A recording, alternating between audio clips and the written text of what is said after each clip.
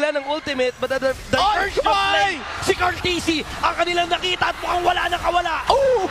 Napagandang execution na Assassin lang ang alam ni King Kong at this point. Another diversion play patungo sa RBM. Naku! Alamata nila na agad si Carl! napakatindi na paggamit ng diversion play. Tuloy for 2 kills bago siya mamaalam. Grabe na ang galawan ng Onyx Philippines. Oh, This wow! time it's si Cartesi.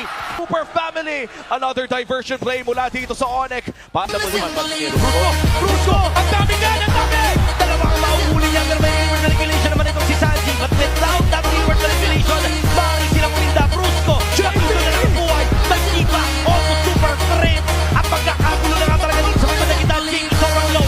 Siya'y mamimigyan. Sanford as well. May ilikit ata. Pero si Kurt ang sumasalo ng damage. That is gonna be a double kill para sa Naglo. And mukhang Guard! Ang ganda ni Cartesi. Napatong na kaya.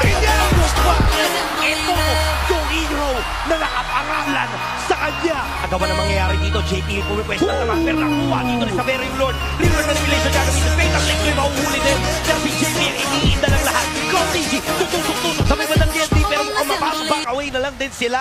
And with this Lord Take, may diversion play. Sino